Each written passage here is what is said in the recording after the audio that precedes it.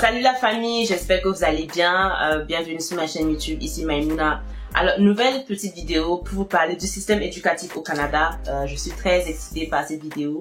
Il y a eu beaucoup de demandes dessus. Justement, c'est super utile pour les gens qui viennent aux études ici parce que le système canadien est tellement différent et ça peut être mélangeant, surtout quand vous venez du système français comme moi. Surtout pour les parents aussi qui envoient leurs enfants pour qu'ils sachent un peu ça se passe comment ici, les études, enfin l'éducation. Il y en a aussi qui sont intéressés à immigrer ici avec leurs enfants. J'ai eu des questions, par exemple, ça se passe comment le primaire, la maternelle ici. J'avais aucune idée. Donc, voilà, je suis super contente de pousser cette vidéo. Et avant de rentrer dans le vif du sujet, j'aimerais préciser deux choses. La première chose, c'est que le système éducatif est régi par le gouvernement provincial, pas par le gouvernement fédéral. Ça veut dire que d'une province à l'autre, le système éducatif est géré différemment. Donc, le système éducatif en Ontario est différent du système éducatif au Québec. Bien sûr, il y a des similarités, surtout à l'université. C'est très similaire. Mais par contre, les études pré-universitaires, c'est différent. Et donc, cette vidéo, c'est vraiment spécifiquement au Québec. Je vous ai mis des petits liens et il y a un lien parmi les liens que je vous ai mis en commentaire qui parle des universités des études pré-universitaires mais pour l'Ontario. Donc si vous êtes intéressé à savoir comment ça se passe en Ontario, je vous invite à lire ça. Mais sinon, spécifiquement cette vidéo, c'est vraiment ce qui se passe au Québec. Et c'est vraiment, j'aimerais saisir cette occasion pour que le monde comprenne que le Canada est vaste. C'est vraiment d'une province à l'autre. Les choses sont gérées différemment. Donc, quand vous me demandez qu'est-ce qui se passe en Alberta, par exemple, moi, j'en ai aucune idée. J'ai jamais vécu en Alberta. Je connais personne qui a vécu en Alberta. Donc, je peux pas répondre aux questions de ce genre-là. Ou par exemple, ce qui se passe au New Brunswick. Je sais pas. Il y a beaucoup de choses, de décisions qui se prennent au niveau provincial. Et donc, c'est un peu difficile de donner des réponses qui s'appliquent à l'ensemble du pays. Donc, j'aimerais que les gens comprennent ça. Dans le système éducatif, vraiment, d'une province à l'autre, ça diffère. Pas forcément énormément, mais d'une province à l'autre, il y a quand même des différences. Pas géré de la même façon. La deuxième chose que j'aimerais que les gens comprennent, c'est qu'au Québec, la plupart des écoles et des universités sont publiques. Je sais que j'ai eu cette question-là plusieurs fois. Est-ce que les universités sont publiques ou privées? En général, elles sont publiques. Maintenant, je pense même que toutes les universités au Québec sont publiques. Je pense qu'elles reçoivent toutes des subventionnements du gouvernement. Maintenant, si je me trompe, s'il vous plaît, corrigez-moi. Maintenant, ayant dit ça, ayant clarifié tout ça, on va rentrer dans le vif du sujet. Donc, ici, quand l'enfant a 5 ans, c'est obligatoire de les mettre à la maternelle. Je pense que c'est facultatif quand l'enfant a 4 ans, mais à partir de 5 ans, ça devient obligatoire. Il faut mettre l'enfant à la maternelle. Et ensuite, après ça, vous avez ce qu'on appelle le primaire. Donc, l'enfant va passer 6 années au primaire. Donc, le primaire, c'est d'une durée de 6 ans. Et à la fin du primaire, l'enfant a 12 ans. Et après le primaire, vous avez ce qu'on appelle le secondaire, qui est d'une durée de 5 ans. Donc, après le secondaire, l'enfant finit le secondaire et l'enfant a 17 ans. Et à la fin du secondaire, on octroie ce qu'on appelle un diplôme d'études secondaires. Là, vous voyez un peu un comparatif du système québécois versus le système français. L'équivalent du primaire primaire au Québec, ça correspond à quoi dans le système français, puis l'équivalent du secondaire, ça correspond à quoi dans le système français. Donc rapidement, je voulais vous montrer un peu le contraste entre les deux, puis qu'est-ce qui correspond à quoi. Donc quand l'enfant a un diplôme d'études secondaires, donc quand l'enfant finit le secondaire, il y a 3 choix possibles. Vous pouvez soit faire un DEP pour entrer dans le marché de l'emploi parce que vous voulez pas continuer, vous voulez pas aller sur la voie de l'université, ou vous pouvez vous diriger vers le cégep. Et vers le cégep, dont les deux autres options sont offertes au cégep. Donc vous pouvez faire un DEC, un diplôme d'études collégiales qui est en fait une pré-universitaire. Donc c'est une formation collégiale qui vous prépare aux études universitaires. Ou vous pouvez faire la technique qui vous permet en fait d'aller sur le marché de l'emploi aussi, mais aussi qui peut vous permettre d'aller à l'université. De ce que j'ai compris, c'est ça. Donc, après le secondaire, vous pouvez faire soit un DEP, diplôme d'études professionnelles, soit un DEC, diplôme d'études collégiales ou une technique.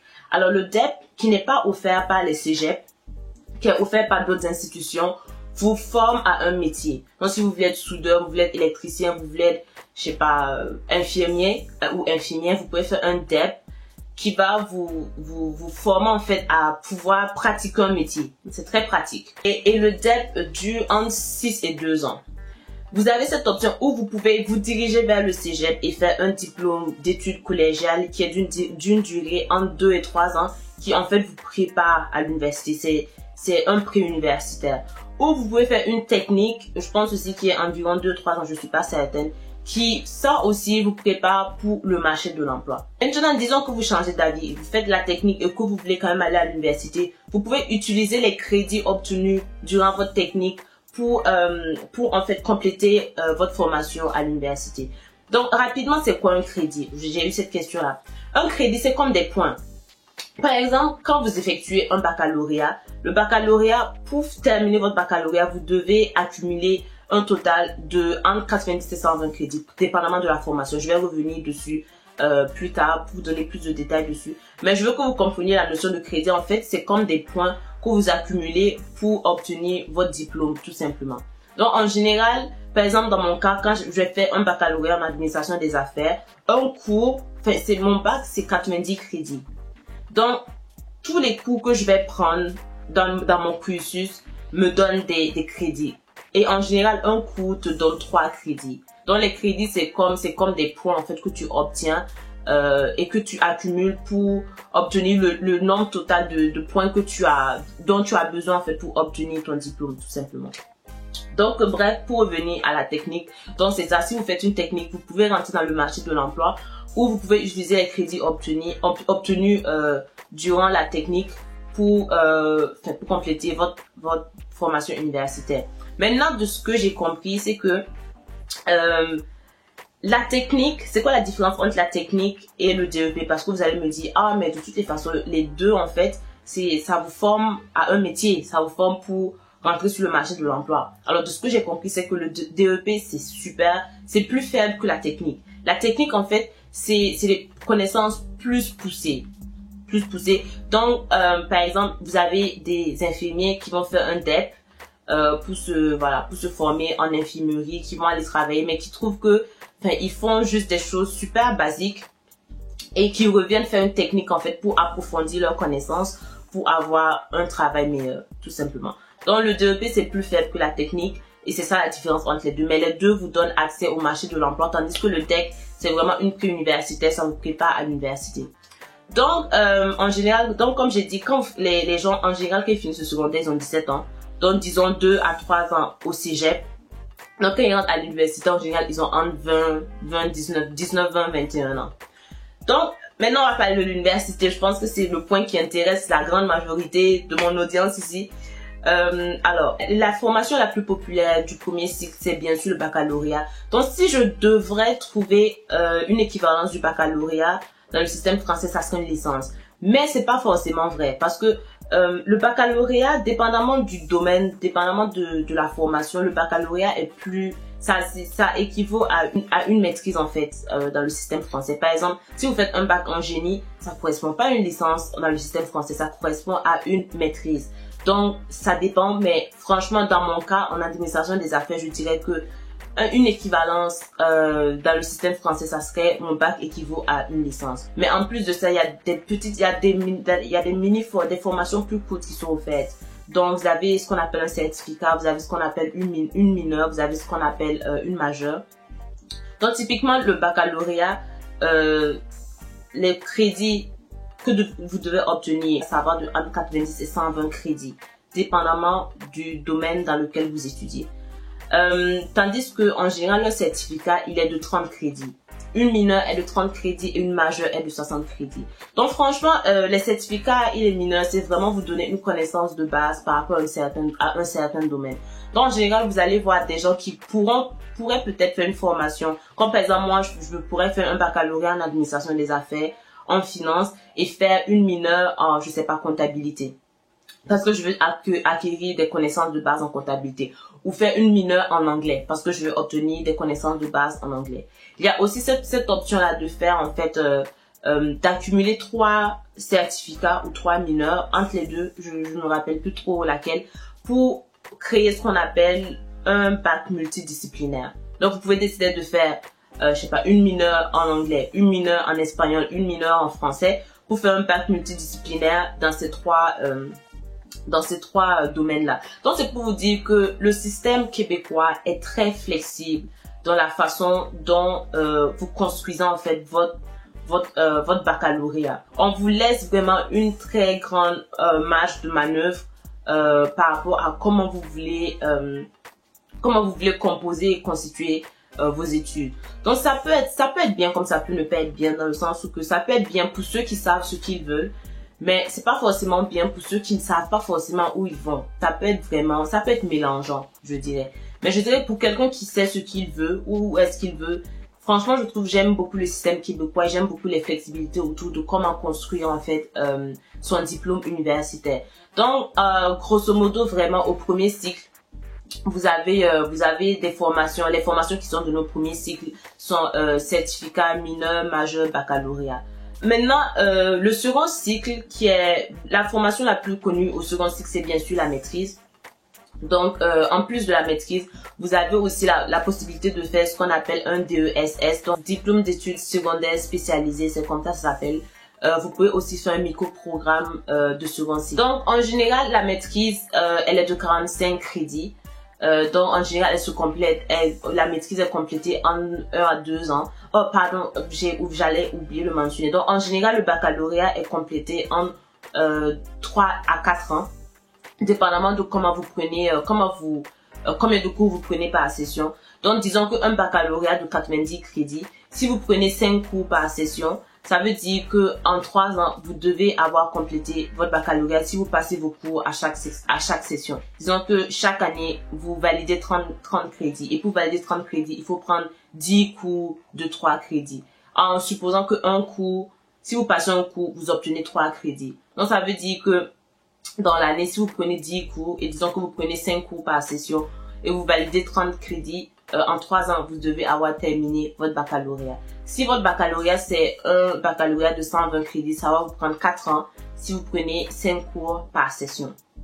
Donc, en fait, c'est pour ça, c'est pas genre, comme j'ai dit, vous avez vraiment beaucoup de marge de manœuvre dans comment vous voulez prendre les cours, comment vous voulez finir. Si vous voulez, vous pouvez prendre 4 cours, vous pouvez prendre 5 cours, vous pouvez prendre 6 cours si vous voulez vite finir. Moi, je conseille toujours, prenez 4 cours pour commencer et voyez comment vous vous en sortez. Si vous vous en sortez, montez à 5 cours. Si vous voyez encore que vous vous en sortez, passez à 6 cours. Mais commencez toujours avec 4 cours pour voir est-ce que vous allez pouvoir suivre le rythme. Et les certificats et les mineurs de 30 crédits, voilà, ça dépend de vous. Si vous voulez prendre un cours, vous allez finir plus tard. Mais si vous prenez 5 cours, en une année, vous avez complété votre certificat. Donc, en parlant de la maîtrise, en général, la maîtrise, elle est de 45 crédits. Tandis que le DESS est de 30 crédits. Donc, le DESS, c'est une formation plus courte. Donc, c'est comme une maîtrise, mais plus courte. Et vous avez le micro-programme. Un micro-programme, je pense que ça peut être peut-être 15 crédits. Mais encore une fois, c'est le même fonctionnement. C'est comme une mineure, en fait. Ça vous donne une connaissance de base par rapport à un domaine. Et justement, la maîtrise, vous avez 2 options quand vous faites une maîtrise. Vous pouvez faire une option recherche, beaucoup plus focalisée sur la recherche. Donc, à la fin de la maîtrise, vous allez devoir faire un mémoire. Si vous préférez une maîtrise avec focus vraiment approfondissement des connaissances et de vos compétences, vous allez probablement faire un stage. En tout cas, ce qui est sûr, vous avez ces 2 options-là. Vous pouvez vous diriger plus vers la recherche ou plus l'approfondissement de vos connaissances. Relié en fait à la maîtrise, au domaine que vous avez choisi. Par exemple, si vous faites un MBA en finance, ça veut dire que vous allez prendre vraiment vous voulez approfondir vos connaissances en finance. Donc en gros c'est ça. Maintenant au 3e cycle, c'est le doctorat. Et le doctorat, ça dure, je pense, à 4 à 5 ans. Le nombre de crédits, ça peut aller de 90 crédits à 150 crédits pour obtenir un doctorat. En gros, c'est pas mal ça. Et aussi les relevés de notes. Je voulais en parler avant que j'oublie. Alors ici, le système de relevé de notes, ça va par lettres. Donc vous avez A+, A-, A-, B+, blablabla jusqu'à F. Donc E, c'est échec. Donc D, je pense que c'est la note vraiment de... Il vous faut D pour passer un cours. Donc A+, c'est la note la plus haute que vous pouvez avoir. Donc si vous voulez savoir ça correspond à quoi dans le système numérique, genre de 0 à 20, vous faites juste une règle de 3. A+, ça correspond à 4.33 de GPA. Donc faites juste une règle de 3 et vous allez voir ça correspond à combien. Le GPA que vous avez eu, donc de A à F, ce que vous avez eu, ça correspond à quoi sur 20 de moyenne, tout simplement. Donc en gros c'est pas mal ça pour ma vidéo d'aujourd'hui. N'oubliez pas d'aller consulter les petits liens que je vous ai mis en commentaire. Et voilà, n'hésitez pas à liker ma vidéo, à vous abonner à ma chaîne et on se dit à la prochaine pour ma prochaine vidéo. Salut, portez-vous bien.